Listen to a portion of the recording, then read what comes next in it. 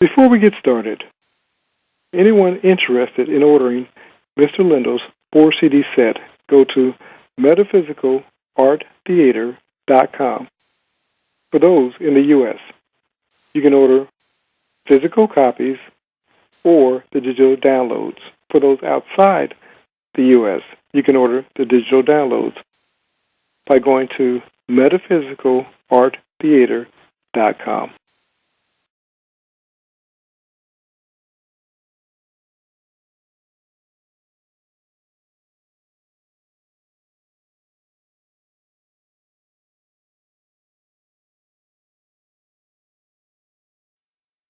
How you doing, sir? Oh, just fine, thank you. How are you doing? I'm doing great. So today we want to talk about how simple it is. And the it is change. Is that correct? Yes. Is change simple? Yes. So that we could get it. And still we miss it, right? We still miss it.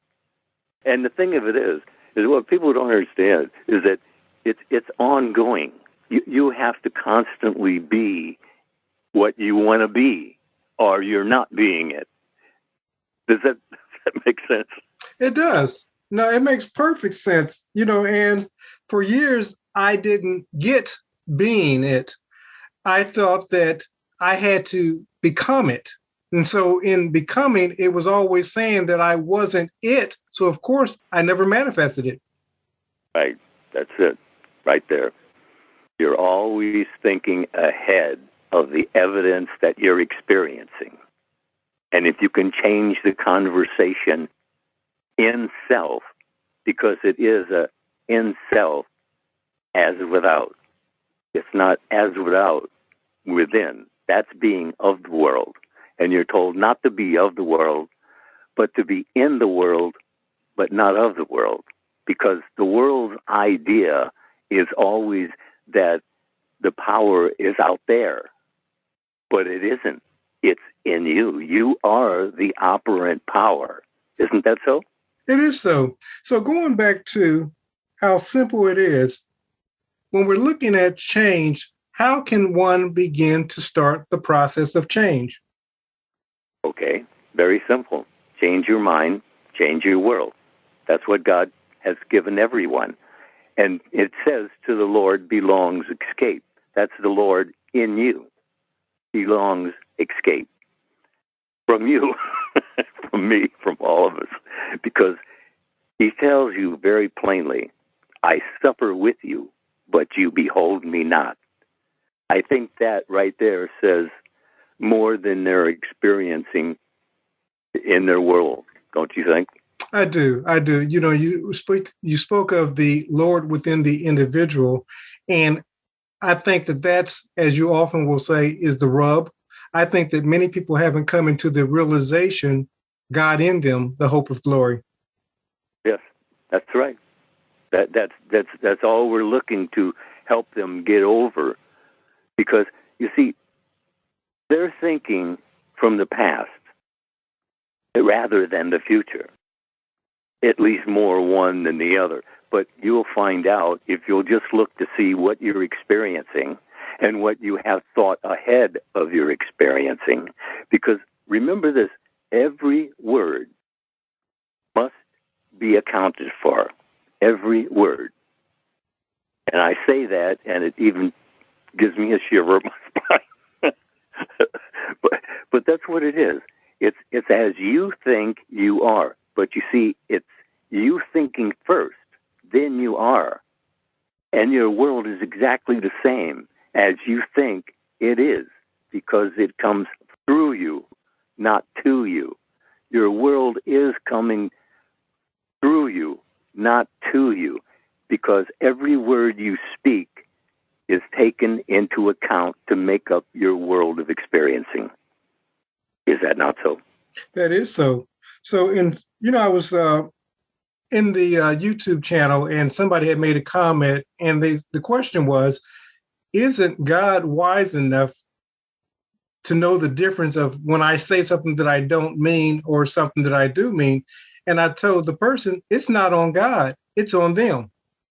That's right. Because you see, see, what they're not understanding is that He has already given you choose this day. It's already a given. It's not, you don't have to wait till you be good. Well, you could be waiting forever. But not one is worthy. That right off, so you can get over that. You're not worthy. But you can be willing. And that's what it's about. Not worthiness. It's about willingness. If you're not willing, you can't be helped, could you? No, you got to be willing. Yeah, that's it. I mean, it's as you think you are. That right there says volumes and volumes of Scripture. Doesn't it? It does, and it goes back to, you just said something, and I'm going to repeat it. You said, as you think you are. Many times we seek out a committee, a group of people, like-minded people, to find agreement with what it is that we say that we desire. But it goes back to what you just said, as you think you are. Yeah, we've even got a ceremony for that, for when someone becomes of age and they start thinking for themselves. But thinking what? Are you still being raised? I've talked to people who are in their 60s and 70s, and they're still being raised by their parents who've been long dead, and they haven't changed anything. And they're still blaming their parents for their attitudes and their assumptions and their moods. But that's all on you. It's as you think you are, not how someone around you thinks, unless you accept what they say, and then you suffer the consequences of whatever they said, as they are, probably. But it's always up to you. It's as you think you are. Just take that, sit in the silence with it for a little while, and repeat that over and over to yourself, and possibly you'll have a revelation about it. I did, not right at first. I did it 1,000 times, it seemed like, but it did happen. And that's all I'm here to tell you, is that it does happen. But you have to be faithful. See, worry is the opposite of faith. So if you're worrying over something, then you have no faith. Do you trust God? Do you believe God's promises? He promised you, if you turn to me, I'll turn to you. So that's a done deal on God's side of the equation. And He's asking, where are you? Where are you? See, that's the problem, isn't it? It is. And you spoke about worrying, it's the opposite of faith. But in understanding about worry and faith, they're both prayers. So the question is, what are you giving your attention to? Because both of them bring about a result. Yeah, that's right. That's right. You're absolutely right there. Yeah. We'll make that a Carloism.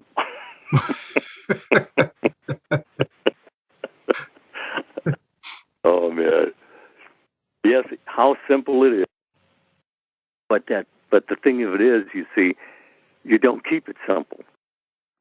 See, like I every time I'd hear something and I was a little excited over it, I would just turn it into dust, analyze it to dust. But you have to enter in and think from the new idea that you're excited about. Not let it pass. You put it off till later. Later comes and are we ready now? No. We'll put it off to later again, and then later and later, and you just forget it. And I did that over and over and over. I just forgot it. You see, man has a poor memory. He's also a poor dreamer. But that was Neville's comment all the time, that man is such a poor dreamer. And yes, it's true. When you start examining yourself, you're going to see that is very true. That you set yourself up for all your own problems. And you do so, well, actually unconsciously. But consciousness is always being objectified. So you're doing it even though you don't know you're doing it, because you're just not aware of what you're talking to yourself about, what you're suggesting to yourself constantly. Constantly we're doing this. But if we're not aware of it, man, it could be anything from uncomfortable to disastrous, wouldn't you say? I would, and often what happens is people ask the question, why is this happening to me again? Why is this relationship happening to me again? Why is these finances happening to me again? Why is my health happening to me again? And we have no clue that it's because of unconsciously we've given thought, feeling, attention to it. We won't let it go.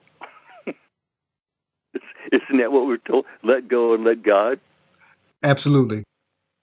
If you're looking at it as a game, well, fine, just give it your best shot. But the thing is that when it was over your head, who's the head? God. So you hand it to him. And that's all you're told to do. Choose this day. And as I've always said, it's always this day. It's not yesterday, it's not tomorrow, it's always this day. So you're on all the time. So there is no joke. You understand? Everything is taken as you think it is, as a model presented to subconscious mind, who creates your world based upon as you think feelingly you are, you do, you have. Isn't that the story? That's the story. And somebody had recently posted that this stuff is difficult. And I said, it's not difficult. I said, what I'm challenging you to do is to just think one thought at a time and be mindful of your next thought and then repeat the process. That's it. Yeah, that's it. It's difficult to get started. I understand that because I took years.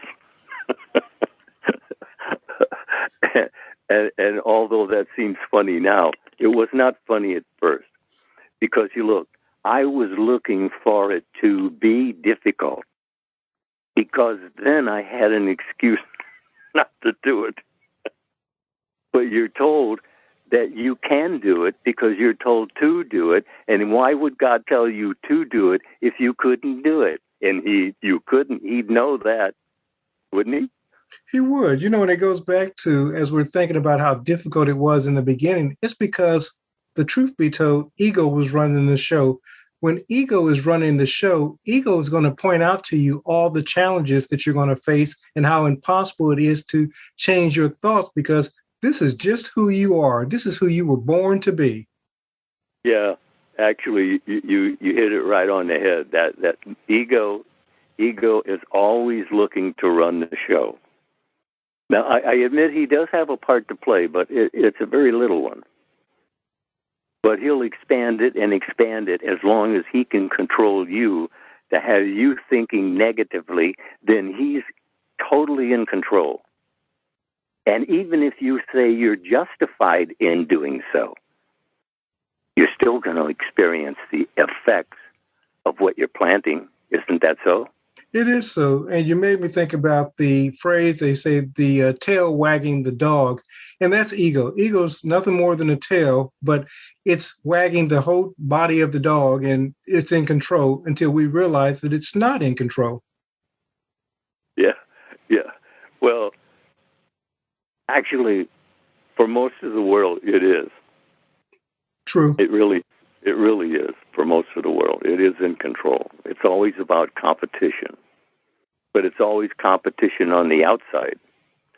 But if you look at it as competition on the inside, for you taking charge of your own self-talk. And I bring that up all the time, self-talk. You're talking to yourself. Even while I'm talking to you, you're talking to yourself. Guilty? Yeah. Well, that's just it. We are all guilty. Even the best of us. You're absolutely correct. That we're all, even when we're trying to listen, if I'm thinking about my next question, I'm not fully hearing you, but that's just human nature. Yes, you see, but that's a divided human nature. You understand? In other words, it's like someone trying to meditate while they're playing the stereo. I mean, you can't do it divided. In other words, you're told to be still and know that I'm God with you always. Always. Wouldn't that be right here, right now?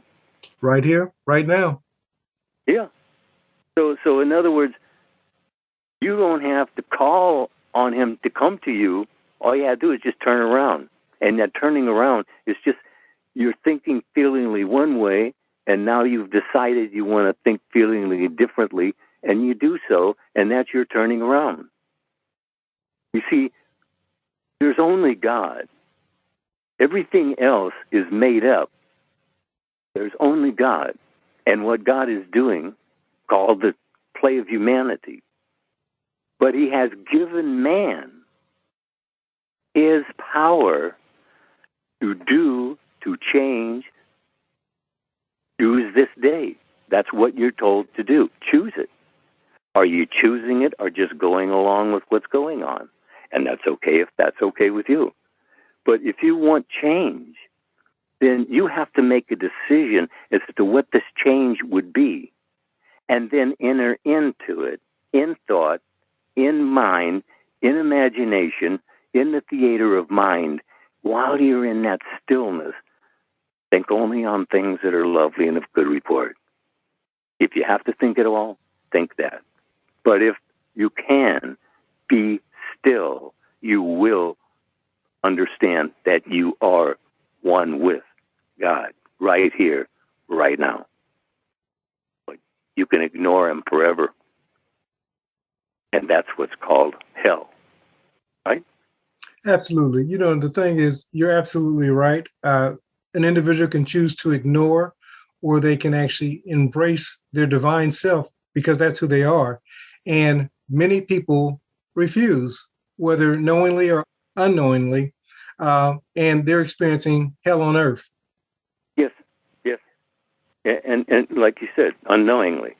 See, you're given to know. You're told, seek and you shall find. Well, what are you looking for? Because subconscious mind sees you looking for something. But is it lovely and of good report? Or is it talk about getting even with somebody? Attitude, awareness, and imaginational control. With these two, you can change your mind and change your world. But you have to be conscious of what you're doing. You have to pay attention, because what has your attention has your life. Isn't that it? That's it. That's it. And you said that you have to choose something. You have to decide. And somebody had recently posted in the Facebook group that they wanted to move to a particular city, but they weren't sure which one. And I said, well, you're not giving subconscious mind anything to work with until you give it a direction or a destination. Yes, that's right. In other words, your world will be produced in exact detail as you think you are. So if you're going to give details to anything, make sure it's about lovely and of good report, wouldn't you say? I would. And that's very important that you say that in giving the details, we need to be mindful of what it is that we're contemplating, meditating, thinking about. That's right. That's right. And that's how you keep it going. That's called watering it. The seeds that you're planting, ideas. Look, this is a world of ideas, attitudes, and change. You're given. It's already a given, because you're told that worshiping God is using his gifts. So if you can use his gifts, then you must already have them. But why are you not using them? Why are you justifying yourself not to use the gifts of God? Because there are many. You would be surprised at how talented you really are, because I can tell you that what I'm doing now, or what I did for the last 45 years, going around giving these talks, it's what you're doing for self. even though it's helping everybody else who's listening, who's feeling what's being said. Because you see, that's the opening it and quickening it. Whatever the idea that you have, whatever belief you have that is positive, open it and quicken it, because you can expand any idea with focus. And that's what it's about, isn't it? Focus. It is about focus. And when you speak about open and quicken, for those who may be new, we're talking about opening, of course, the ideal, opening your mind to the new ideal, and quickening is to lock it in. So whatever you're receiving, if you find you have agreement with it, open and quicken it, because that's how you lock it in and keep it. That's it. That's it. See, you see, when you open it, you see, that means it's open. So ideas that are like manner or would add to, plus, are always coming to that which you have your attention on. But if it's like 3,000 times a day, you change your mind about something, you see, you have to be single-minded about this. That's the one thing. That's why you're told to be in the world, but not to be of the world. You have to be single-mindedness about what you do believe. And do you know what you believe? I thought I did. But when the examination started, I realized I was unaware of many things that I believed. And they weren't even my ideas to start with. You got it from someone on the without. But you're told to go within, because that's where you're building your world of experiencing as within. Then it's without. So you're in control, even if you're out of control, because you're still creative. Positive or negative, you're still creative because you're choosing, or you're not choosing, but then you get chosen for. And that can be a problem, I could tell you. What do you think? How simple it is. You said something that, when you're teaching, what happens is you solidify it not only for the listener, but for yourself. And it's so true. So many people want to get into teaching these principles and so forth. And I say, then begin telling people about it, because that's how you learn yourself. When people question you, it's when you find out what you know. You know Absolutely. What I'm saying? Yeah. Yeah. Oh, no, absolutely. Because I did something very brilliant, but it wasn't my idea, I don't think. But I copied all the talks that I gave. So I've been going back through them now, making new tapes, and I hear the changes from 1 year to the next year to the next year. I hear the changes. Like, I know you've gotten a lot of changes, right? Absolutely. So that's what it does. And what you do is you build on those positive changes. You don't give your mind to what you're worried about or what you're angry about or what you're frustrated about, because then you get more angry, more frustrated, things to actually worry about. You're in control even if you're out of control, because positive or negative, it's all creative and it's all on automatic. So you don't have to worry about being faithful as to be faithful to the word, because obviously we're not if we're all sinners. But what you're told is that it's the willingness. Are you willing to take the time to sit in the silence, to feel after what it is that you really want and what you want to experience and what you want to do to help other people? It's all there that you build your case, your model, and that model goes to subconscious mind, and from there you're going to experience everything you think, and that's what you're doing. That's your daily experience, as what you have thought. That's the way it works, isn't it? That's the way it works, and that's the story. And I want to touch on the phrase, because I know that we have a lot of people that came from religious backgrounds.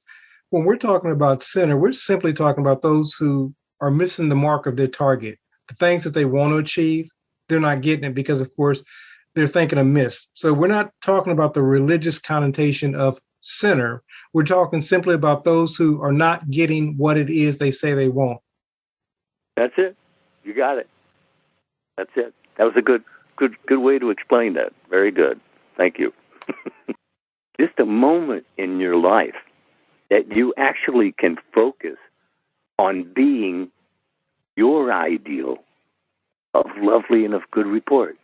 What would you want right now in your world of experiencing? What is it that you would like to see changed right now? Be it. You see, Scripture's telling you, be it. What? I don't know. You're told choose this day. Be it, what you're choosing. And you are being it, what you're choosing, even if you're choosing falsely. Because it's all creative. Every word is creative. But creative of what? See, we're trying to make you understand that this is very simple. Don't grind it into dust, analyzing it. You're told that as you think you are. That's it. That's all you need to work with right there, don't you say? I do. You're talking about not grinding it into dust and so forth. I often, of course, get messages and so forth. And I don't know if you're familiar with Jerry Springer, but sometimes the messages that I receive are so filled with drama and negativity. And of course, people want you to post that. But the truth of the matter is, I don't want that energy, that spirit within the group or even in my conversation. And I really want to reach out to the individual and say, you need to get off of that train. You need to get off that Ferris wheel because it's very destructive. But people have to make their own choices. That's right. That's right. And even God's not going to tap you out on the shoulder and tell you different than what you're thinking, because he gave you choose this day. And if you don't understand, that is the miracle. Everything is a miracle, or nothing is. It's just how you see your world. And you can see your world different because you see your world different now than you did yesterday and the day before that and the day before that. And what you're to do is you're to direct your thinking and feeling. Actually, you are a director and producer of your world because, as God said, they themselves are makers of themselves. You're making yourself moment by moment, word by word, thought by thought. That's your future. Isn't that so? It is so. And you said it earlier, and I'll repeat it. You said how it sent shivers up your spine. And I so agree. Like I said, when I first heard the teachings of Neville and he directed me to within to discover God, it terrified me because it undid everything that I thought I knew about religion. Right. And actually, what religion is all man mind. That's it. Religion is made up by men. Given the opportunity to tune in to God's idea, because man's mind and God's mind is altogether different. This that we have is a vegetable mind, but it works for our play of humanity, for the dramas. But you're in control, so you can change your mind and change your world. And that's what everyone is really looking for, whether they call it that or not. Everyone is looking for change, for better. And it's right with you, right here, right now, this day. Claim it. That's what you have to do. Move in, think from, claim it. That's what you're told to do. Do it and see for yourself. It's all on automatic. If you do it, you receive what you've done. That's it. Whatever you're planting, you are going to be harvesting. So think feelingly on what you want, not what you don't want. Isn't that it? It is it. And let me clarify, because we've said the term twice, and it's a beautiful term, but I think that it may pass by some of you. To move in, to think from. You're watching a movie, and you're enjoying the movie on the screen. you're thinking of. When you become the actor in the movie, when you're playing the part, you're moved in and you're thinking from. When you're living the life of success, abundance, a loving relationship, better health, when you're actually in the mindset, you're thinking from. When you're thinking about getting better, having more money, being in a relationship, you're thinking of or thinking about. Yeah, which is a confession you don't have. Absolutely. Yeah, that's the way it works. And if you're not going to work it the way it works, well, then that's called self-denial. And we are told from Scripture that all denial is self-denial. God's not denying you anything. He told you ask.